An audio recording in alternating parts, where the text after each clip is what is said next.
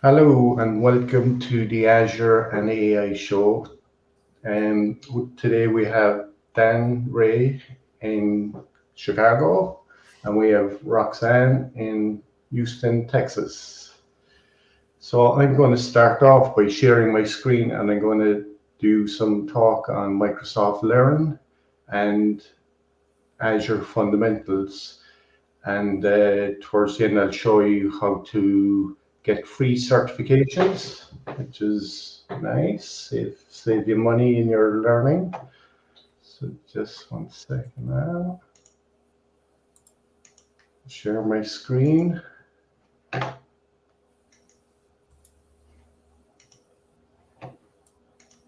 can see my screen there, Dan. Yep. Yep. Good. Okay.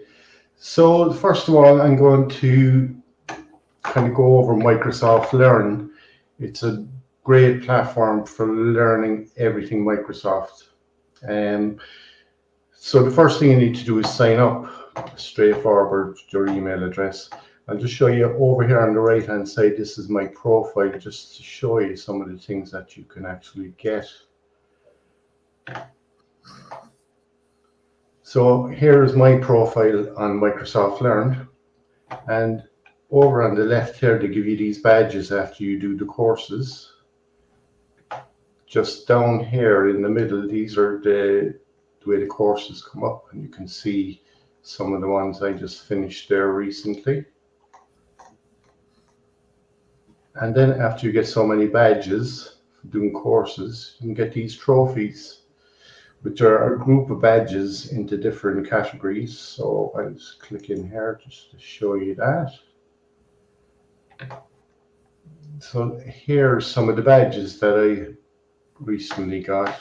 Got this one this month, Microsoft Security and Compliance. I'm not going to go through all of them, but this kind of gives you a flavor of the trophies that you can pick up along your learning. I've been at this a while, so that's why I have all these trophies. So 32.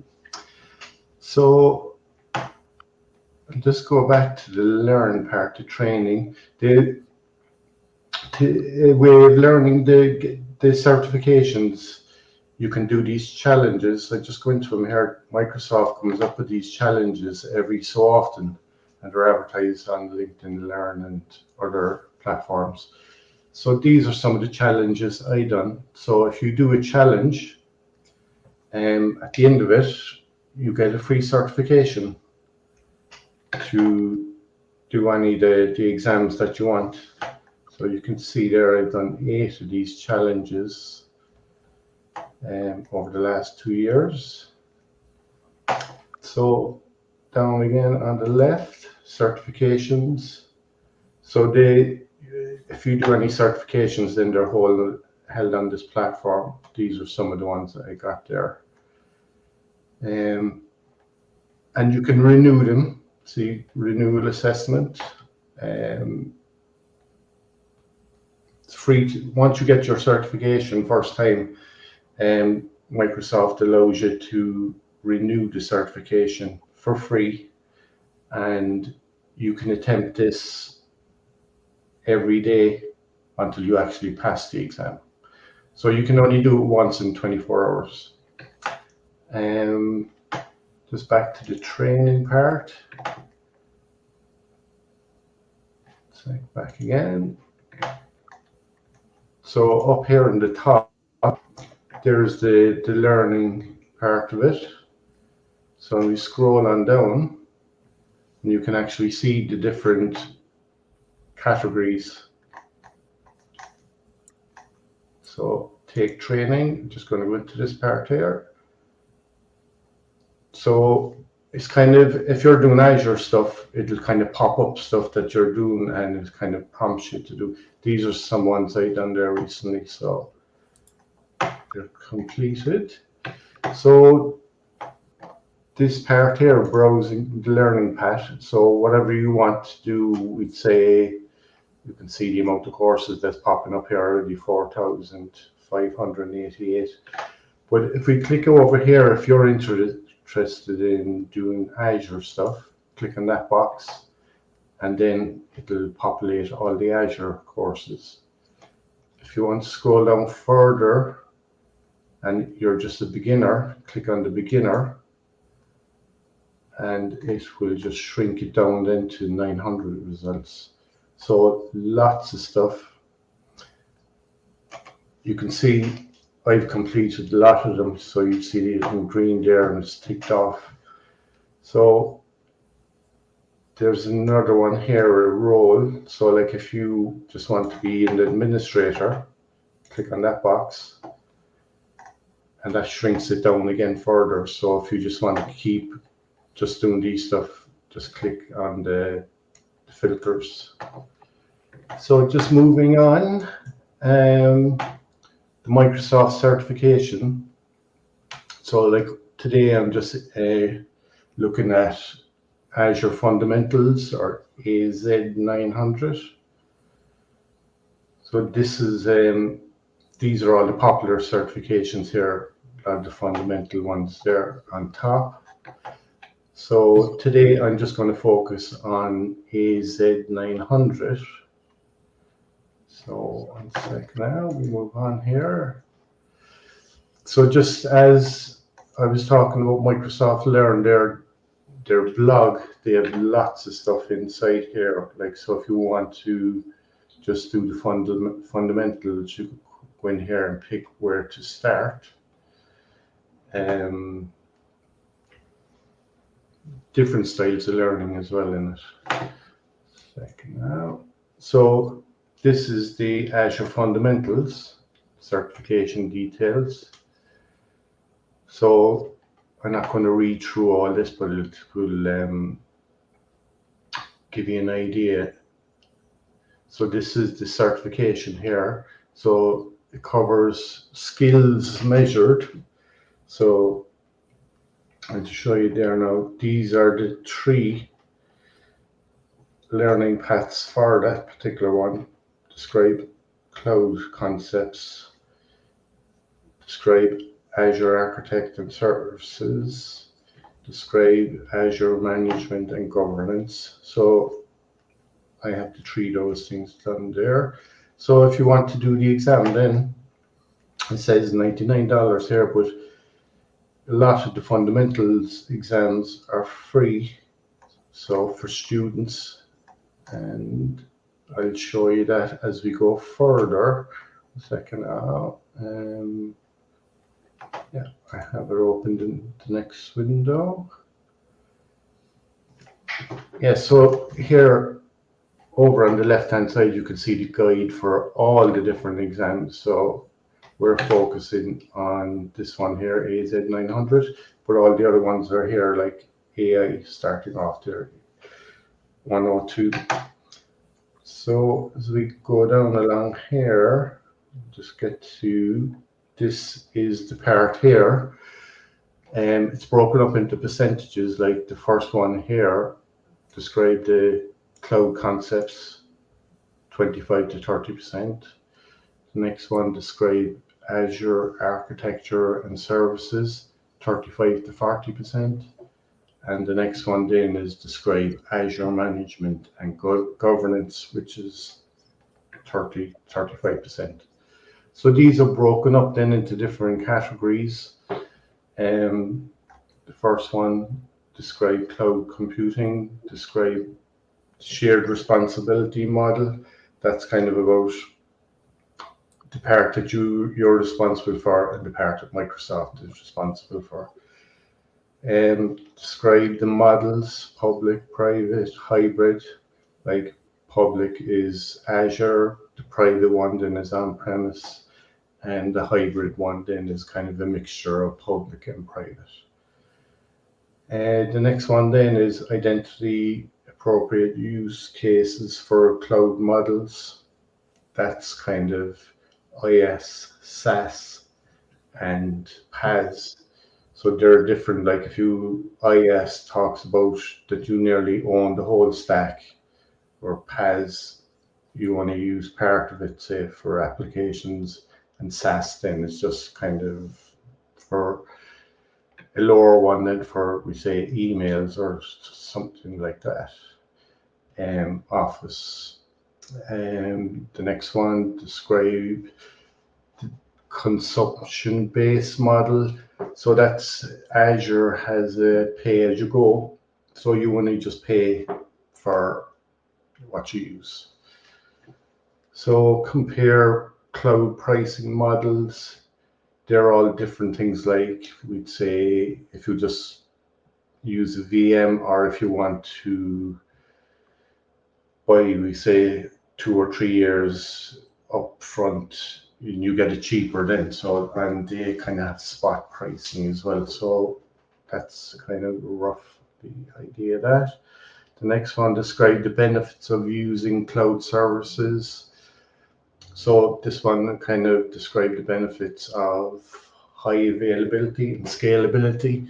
So if you're running a web app or a website and you want it to be up all the time, you don't want it to, we say, like if you had a shopping site like Amazon or Shopify or something, you don't want that to go down. So you want that to be highly available. That's kind of that. Scalability, then we'd say if you want to scale up or scale out your resources, you can set them then. So it's kind of elasticity kind of thing. And the next one describes the benefit and reliability and predictability of the cloud. So like you want it to be reliable. So we say Microsoft has a region here in Ireland. So they would have um, 3 different data centers. So if one goes down, it'll fit your stuff is on the other one, so you're never going to lose your stuff. So it is reliable, and I suppose predictable then is, you know, how much resources you're going to use, and you'll have them there when you need them. And describe benefits of security and governance. Um, like the cloud is very secure. Governance, then you can control that yourself, like by having different roles, and don't give everybody access to everything, like, so you don't want to give everybody administrators rights, because things can go haywire. So security and governance is kind of there. And describe the benefits of manageability of the cloud. So basically you only spin up what you want, and if you're not using it, you just shut it down. So they've got kind of tools in there for pricing and monitoring, and they got these things you can actually tag different services, so they're for. Next one, describe cloud service types. So as I was saying there, the infrastructure as a service, that's where you nearly own all the stack yourself, and you're responsible for most of it. Whereas you have VMs, storage, and you've got the whole lot there. Whereas the next one down, the PaaS, Microsoft looks after the VMs and all the other stuff there. You just look after your own applications and that. And the next one describes software as a service. That's the lower down one, then again, where that's only used for, we'd say, just an email service or something like that. Identify cases for each cloud. So as I said, if you want to own the whole stack yourself, you go for IaaS. If you're only just running applications, you use the PaaS one. And if you're just using the lower down one, again, SaaS. So that's that one. Describe Azure architecture and services. So as I was saying there earlier, the Azure regions, some of them pair, regions pair with each other. Like, so I'm in Northern Europe, and they have their region in Dublin. So that's paired in with Western Europe, which is over in Holland. So if you're backing up your whole environment using Azure Site Recovery, you'd use Western Europe. Northern Europe would be paired with Western Europe, so that would be that. Availability zones, as I was saying previously, every region, well, the Dublin region and the one in Holland, they have 3 availability zones. So it's like 3 different data centers. So if one goes down, your stuff is still available on the other one. And describe data centers. Well, data centers where all the VMs, storage, everything, networking is. And describe Azure resources and resource groups. So like if you set up one particular, we say, project, and you just want to have all your resources in the one group so that they can share, this is your resource group. Then describe subscriptions. So as I was saying there, you have a pay-as-you-go subscription, or you can have different, we say, departments in an organization, so you could have a subscription for each one of them. Management groups, they could be similar to setting up your different subscriptions. They could be managing different subscriptions or stuff like that. Hierarchy, resource groups, subscriptions, management groups. So they're all kind of similar to what we just talked about there previously. And describe Azure Computer Networking Service.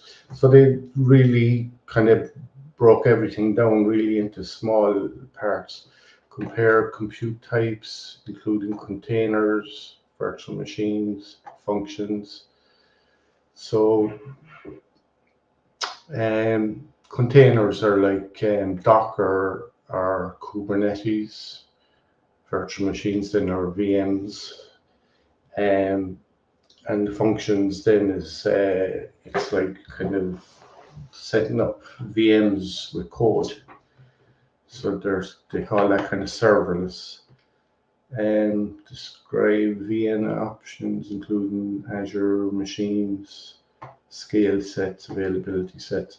So there's all different types of VMs.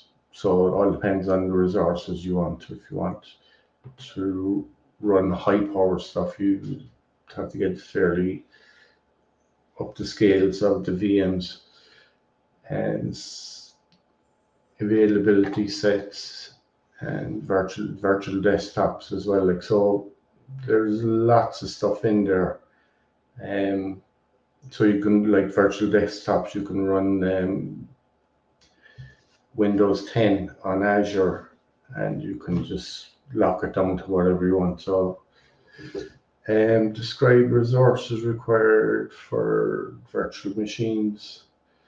So that's kind of self-explanatory there. Describe application hostings, including web apps, features and web app services, containers, virtual machines.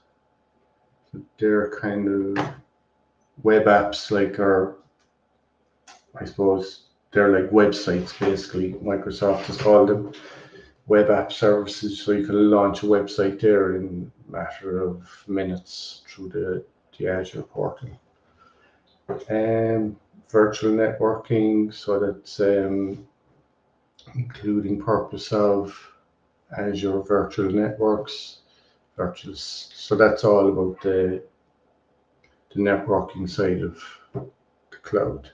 Define public and private endpoints. So that's basically how each organization connects to either the public or private endpoints. I'd say this one, Solomon is going through a lot of the stuff there every week, so he'll kind of explain that in a bit more compare Azure storages. So there's a couple of different types of storage that Azure has. One of them being blob storage or file storage, and different storage tiers. So you can have cold storage or kind of like archive storage or hot storage, different redundancy options, storage count types, as I was saying there, Azure file storage, Azure blob storage, identity options and moving files. So there are different kind of things for AZ copies, for copying different files and syncing files. Describe migration options. So obviously if you want to migrate your on-premises to the cloud, this kind of describes that section for you. Just moving on, describe Azure identity, access and security.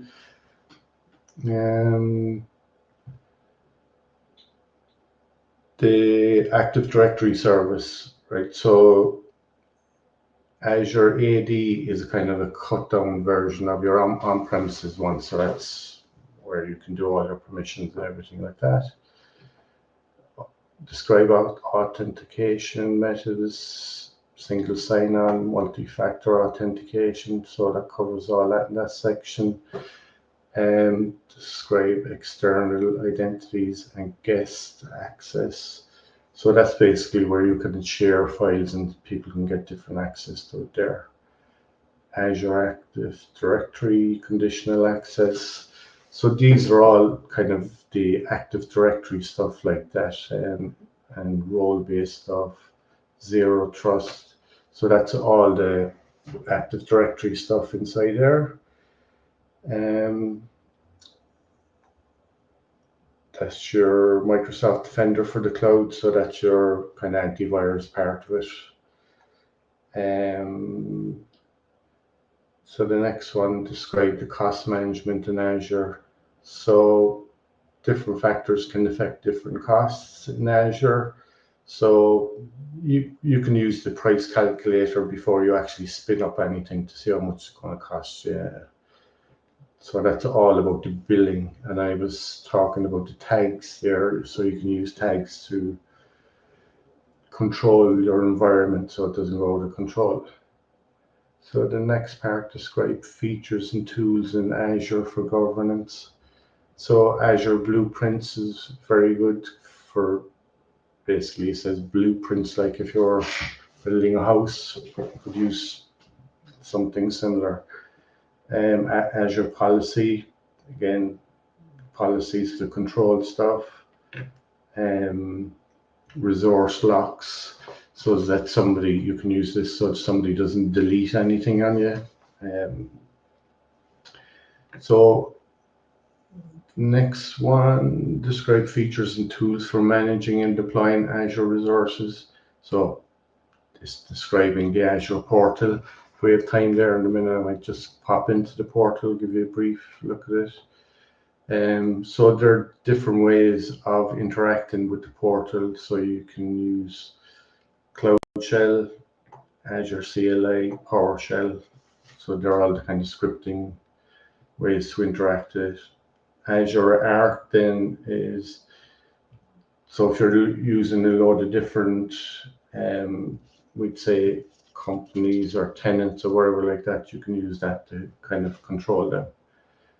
And the resource management and templates. So basically there's loads of templates in there, so you can just go in and just pick one of the templates and add your own flavor to it. So the next one, describe monitoring tools. So Azure kind of has these built in. Azure Advisor, so if you want to set up your environment, you can use this so that it doesn't go out of control. This will kind of tell you if any of your VMs go down or something happens. You can set it up so that it can set it up automated so that it can actually send you an email if something happens, or a text message or something. So that kind of covers the certification side of things. Just move on here. So yeah, I just covered that part there. We'll go to these are the 3 sections. So when you're ready to do your exam, there's a study guide here. Like all these pages are available on Microsoft Learn and Microsoft Docs. So this one here, study guide. So it gives you useful links to go into different stuff. Like, second now. Yeah, we just covered that part.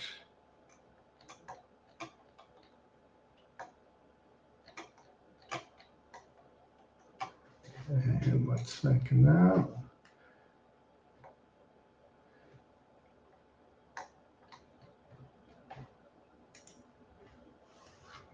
So there's Microsoft training and certification guide for a lot of the different exams, and so there's some useful links there to bring into different. So here's all the Azure training guide. That's the one that we want to go into. Second that.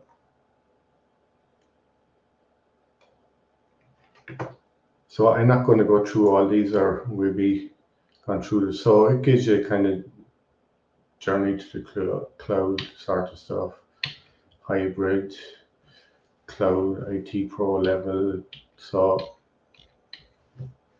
anybody need any links to any of these afterwards, feel free to shout out on LinkedIn or on the chat.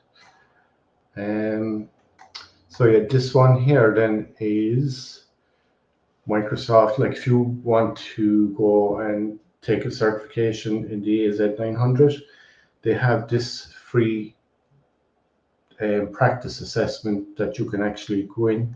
So this is what it will actually look like, a real exam environment.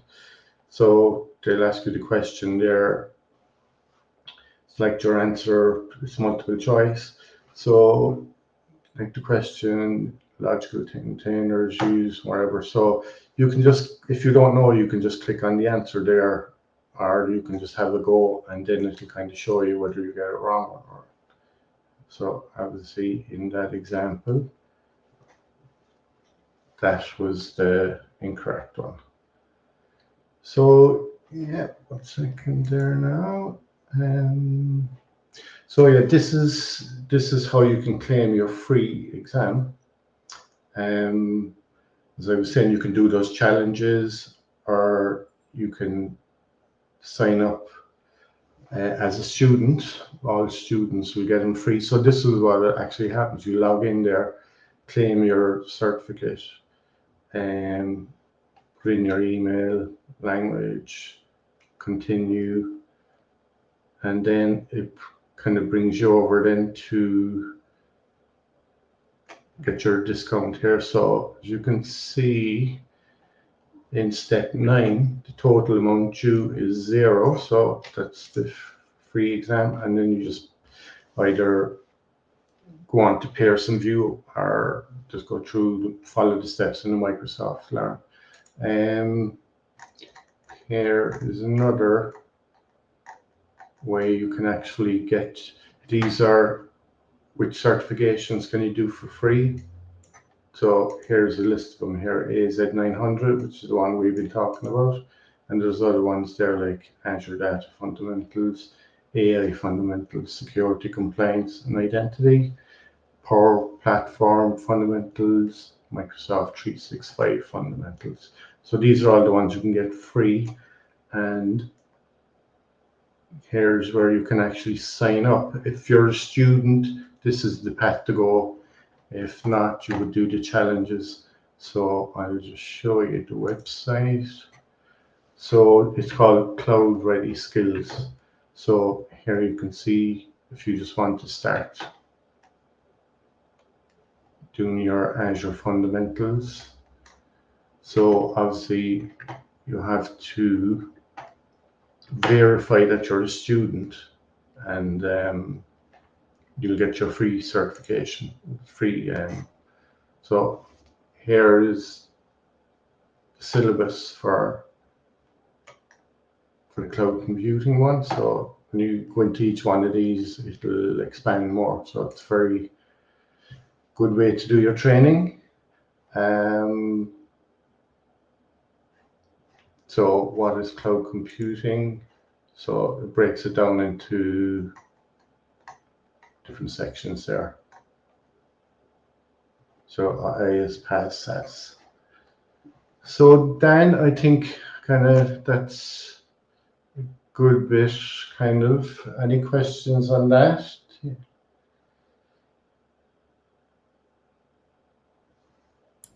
What was the name of the other website? 2 tabs behind, 2 tabs back. Yeah, I'll show you there now. This one here is Cloud Ready Skills. So they're partnered up with Microsoft for students. I'll just move back on the other one here. So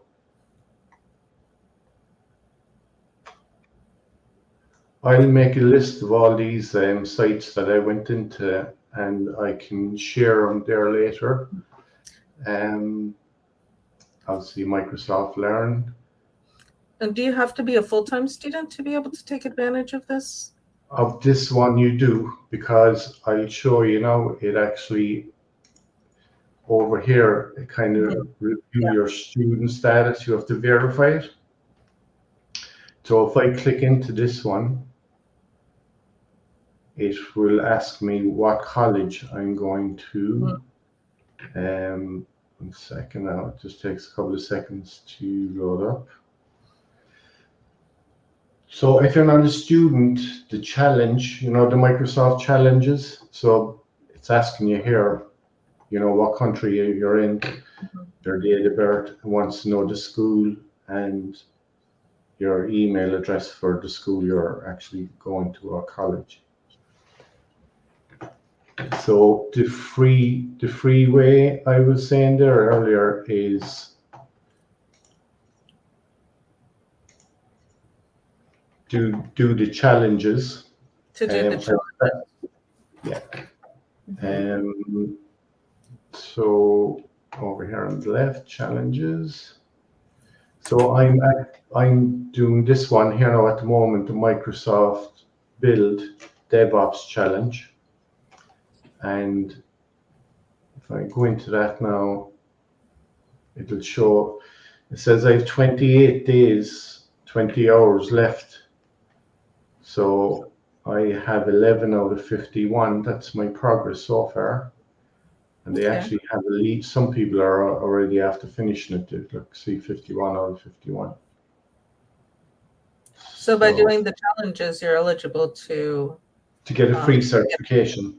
I like that. Yeah, definitely. I'll just see, can I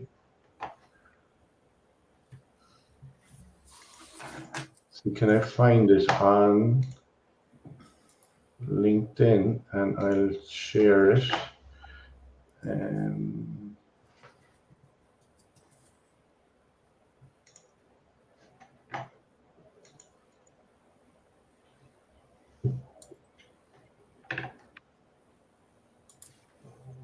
One second now.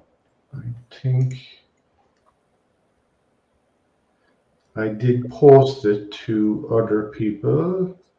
So this is training day.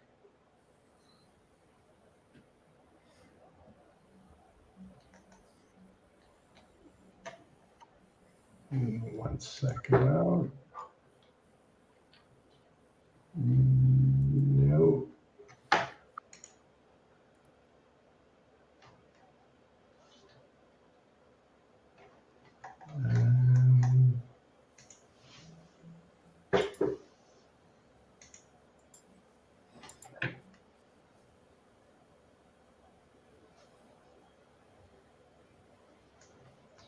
That was the renewal. I think I did post it.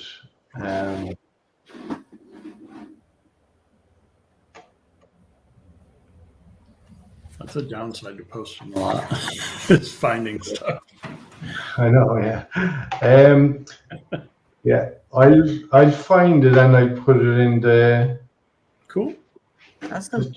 the chat if I can find it now. But it is running anyway from this month. So it gives you kind of a month to do them, and some of them are quick enough. Like you could sit down and maybe do one part for an hour. So like that particular one I'm doing now, it says there's 51 items in it. Like one of them could be only 25 minutes. Very cool. Well, Frank, do you mind if I transition to some PowerPoint twins? Work away, Dan. Awesome. Okay. I'm working with a customer that is transitioning from PowerPoint 2016 to the modern version of Microsoft 365 apps and services. And one thing that they've asked me more than once is, well, what's new, or why are we moving to this new version of PowerPoint? And one thing that occurred to me was maybe to compare and contrast the two versions for the customer. So I've just added my new PowerPoint, and you can see that Dan from the old version of PowerPoint and Dan from the new version of PowerPoint have joined us here. Dan from the old version is a little mute today. He's not going to come off mute or interact with us. However, I will be playing both parts. And in the new PowerPoint, one thing you might notice is the capabilities for dictation.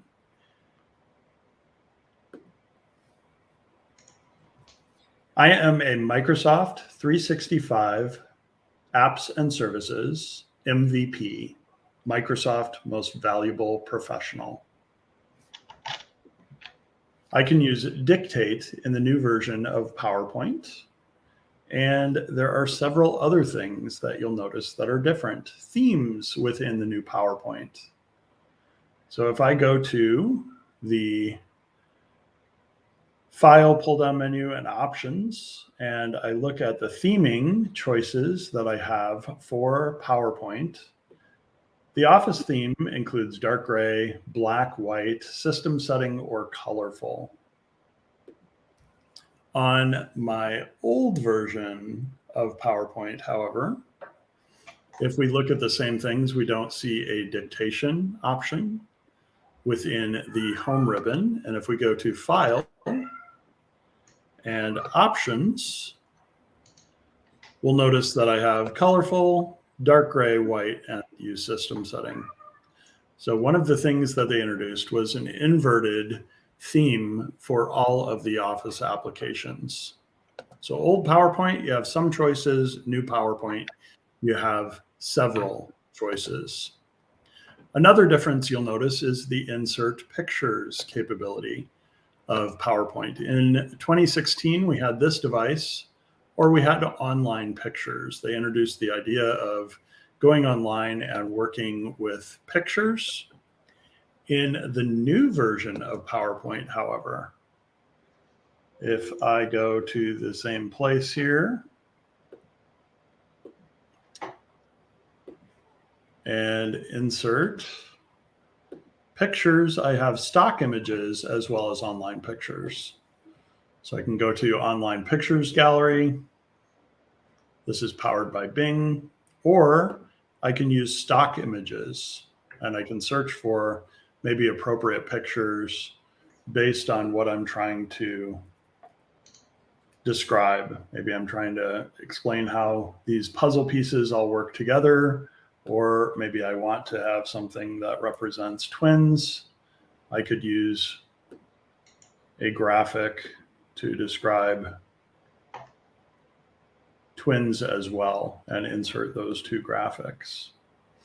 And then PowerPoint, the new version also includes Designer. So it gives me all of these rich suggestions on how to take those two graphics and maybe put them in with my message. You'll also notice that the insert in the new version also includes, besides shapes, icons and 3D models. So I can get very creative with the types of media that I use within my PowerPoint presentations. I can toss in cutout people, icons, I can select videos, illustrations, and even cartoon people in the new version. In the old version of PowerPoint, you're kind of stuck with some of those older ways to communicate your message visually. I have pictures, I have a photo album, I have shapes, but no 3D capabilities, nothing that we've looked at just now. Both versions had a ability to take a PowerPoint show and turn that into a recording. So in the old version of PowerPoint's recording studio, you could go in and decide whether you're recording certain aspects of your presentation. Go to your next slide for comments. And then go ahead and stop your recordings, and your recordings happened within the slide and had timings associated with them. In the new version of PowerPoint, if I go over to look at the new recording studio has all sorts of new capabilities, including turning my camera on and including information about my camera. My camera is in use by StreamYard right now, but my microphone, settings, and then I have a much richer recording studio feature within the new version of PowerPoint.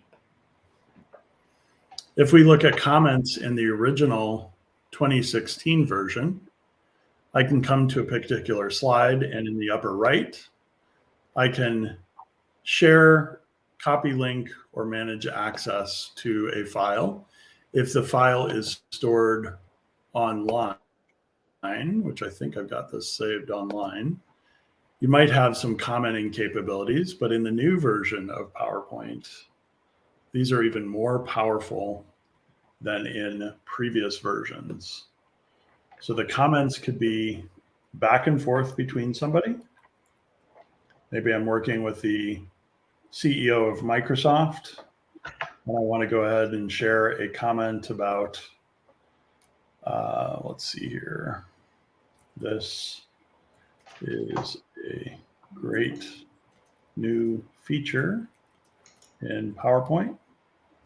And I need to, it looks like, share the file with Satya first.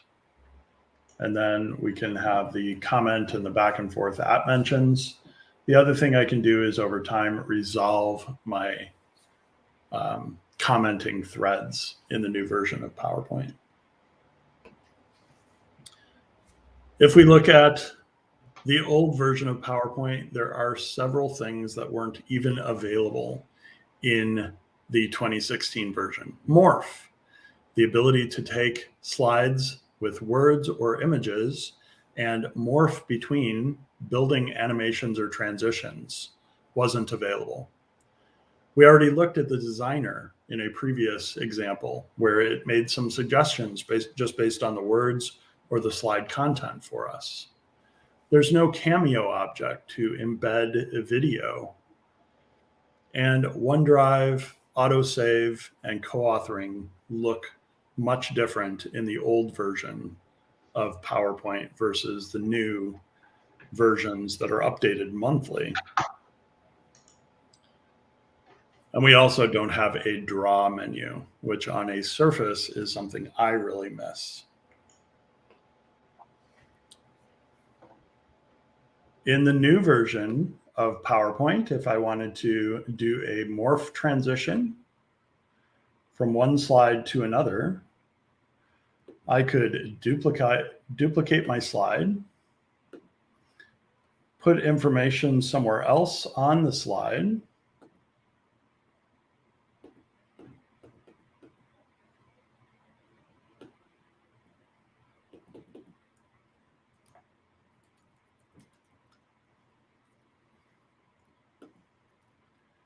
Highlight the slides, come to transitions, and morph between the two. Now when I'm presenting my slides, you see the morph transition does the animation for me. The new version also has the ability to automatically set you up for translation, either into the same language you are speaking or another language. And Roxana, I know you speak 4 languages, so there are at least 3 other ones that you would understand if I were using those in PowerPoint. Really, really cool new capabilities that we have. Now I'm going to quickly highlight 2 or 3 things that are in the other common applications in Microsoft 365. First up is Outlook. Outlook is a really smart 25-year-old or 26-year-old. And from a calendar perspective, I am working in the next week in 3 different time zones. I live in the central time zone with Roxana. I will be traveling to Denver, Colorado, which is in the mountain time zone. And I'll also be returning to the Eastern time zone in Pennsylvania. I could go ahead in my calendar in the new version of Outlook and have all 3 of those time zones available to me and swap my time zones, and also have just those time zones available to the left of my calendar in the new version of Outlook. However, as you may have guessed, in the old version of Outlook, we have some of the capabilities, but not all of the capabilities. So I have 2 time zones that I can change to different time zones if I'm traveling or whatever the case may be. And I can swap the time zones, but this 3rd time zone that you can add now for collaboration or travel purposes is a feature that they added since 2016 versions of Office. So even though they look very similar, the other thing I did was use the dark theme on the new version of the Microsoft 365 apps and services. And I used the default light theme on the old version to maybe help differentiate when I'm switching between the versions, because they look very, very similar. If we look at Word and the old version, and the new version of Word, we're going to see something very similar in the ribbons and the capabilities. However, the new versions of Word, PowerPoint, and the other Microsoft 365 apps and services have 5 new fonts that Microsoft introduced. Grandview and Bierstadt, and there is Skina. And these new fonts are all Calibre from a family perspective, but they are new fonts that Microsoft added. If we switch back over to our old copy of Word and we look at the fonts that we have as choices, we aren't going to find Grandview unless it's been downloaded. So if I type Skina, I don't see Skina. If I type Bierstadt, I see that because I've downloaded it. So the old version doesn't have the fonts until they're used, maybe by a current document that's opened in the old version. So there's still some compatibility there. However, the fonts aren't included in the older version of the Word application. The other thing we would notice that's a difference is the capability to dictate, just like we did as a demo in PowerPoint. if I want to show some of the power of the new versions of Microsoft 365 apps and services, I can switch the theme. I can dictate in the applications directly. And there are several other enhancements that artificial intelligence and AI bring to the products, whether it's translation, whether it's dictation, whether it's other features. They all have many nuances from old to new. And there we have a pretty good translation, or dictation, not translation in this case. So finally, let's pop over to our Excel file and let's talk about Frank's mentioning of some of the chip makers that have had a really outstanding week in sometimes double digit, sometimes tenfold increases in their stock price because of new chips that they have created. In the old version, I would have to type in the companies that I have interest in following, Qualcomm, I think Marvel, and what was the other one, Frank? Do you recall? That'd be NVIDIA. Yeah. Oh, you And, had that one. Or yeah. Micron, Broadcom.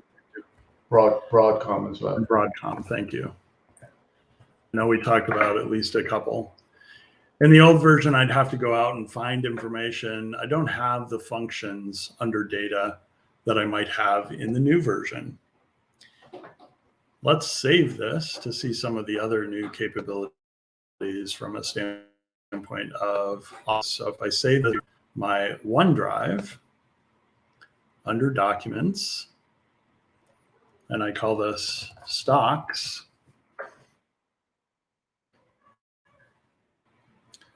let's see if we can open that in the new version of Excel.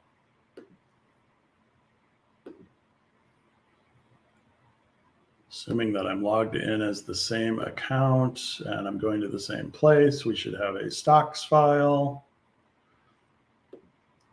We have a few stocks that will show up.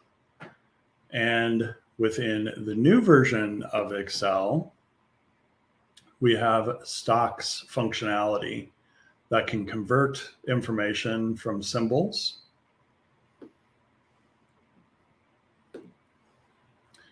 and go get the symbols on the particular stock trading platform that they are on. And there are other things that I can do from a financial systems stock perspective. These new data types include currencies, geography, and organizational information. And there's some really powerful things that we can do with those types of data. So we can get stock quotes from the new version of Excel. There's a bunch of caveats on what you might do with the stock history or the stock quotes that you put in here, but I get the little feature to add additional information to my spreadsheet here right off of the spreadsheet that I have. So if I highlight all the rows here, I can do things like get current currencies, prices, descriptions, employees at the companies, expense ratios, highs and lows. And there's lots of things that I could look at from a standpoint of these different companies.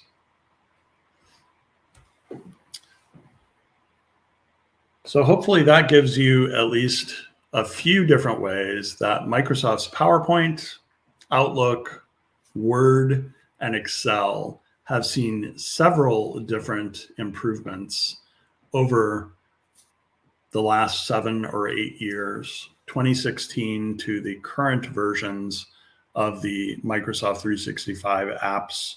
And then there are services related to these as well that have been improved over that time. Microsoft Teams would be a perfect example. Microsoft has a designer program that builds off of the work that they did with PowerPoint and the design ideas, and now brings AI to designer.microsoft.com. That is now open to anybody that uses a personal Microsoft account and logs into designer.microsoft.com. So sometimes there's ways to teach an old version new tricks. For instance, if I open Microsoft Teams on my computer running the older version of Office,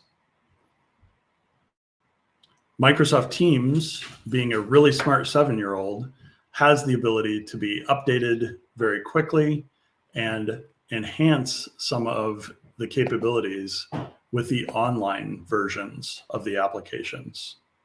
So if I open, for instance, a PowerPoint in Teams, I get all of the new functionality of comments and the capabilities of co-authoring with the file that I have on the brand new version of Office in the applications. So for instance, I can sit on an intro slide in one PowerPoint deck, open the same file on another computer, and then see where I am in relation to each other, the different computers. So I can see where Dan is and where I am within the same file. And I can even see when changes are made real time. So as I make changes to my slides, I see those as the other person.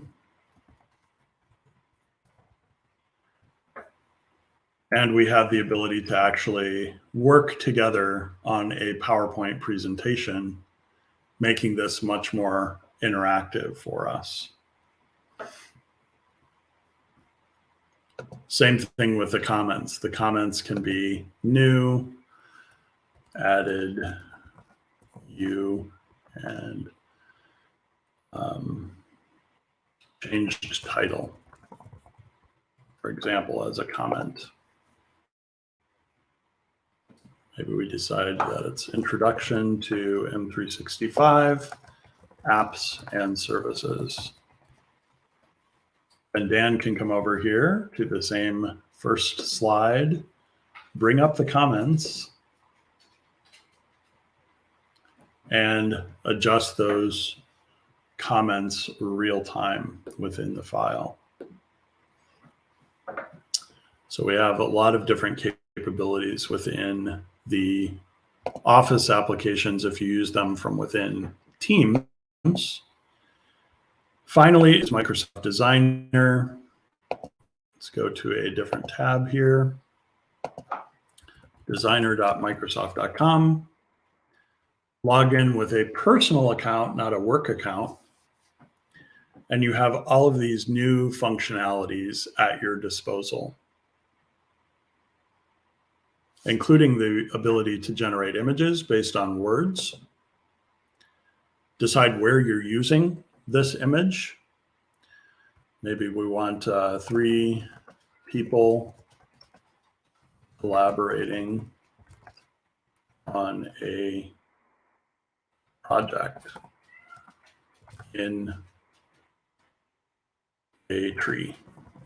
Let's see what Designer can do to give us this visual. And I could use a treehouse or other types of keywords. And Designer does its best to come up with 3 different representations of what I've asked for. I can then select that, tell it how I plan to use this image. Facebook post for an event, for an outdoor event.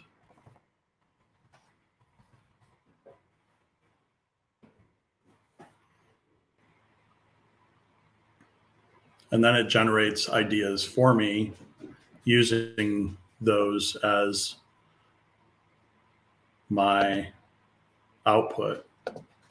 When I customize the design, if I want to make other edits, I now have the ability in the upper left to actually resize or rename the designs. I can get back to my previous designs, and I can even change the fonts. So because these are still Microsoft 365 apps and services, those brand new fonts that we talked about previously are also available here for my use in Microsoft Designer. So Frank, this brings us to the top of the hour. I'll get rid of the old Microsoft 365. So Roxanne, I actually posted the links to those different websites where you can get the free certification. It's on the LinkedIn. Thank you so much. That's amazing. Excellent. Thank you. And sure, just connect with me on LinkedIn if you need any more links to any of the stuff we talked about tonight. Love to. This is great. Great information. Okay, so I'm just going to end the live broadcasting. So thank you everybody for joining us. We'll be back here again next Friday, same time.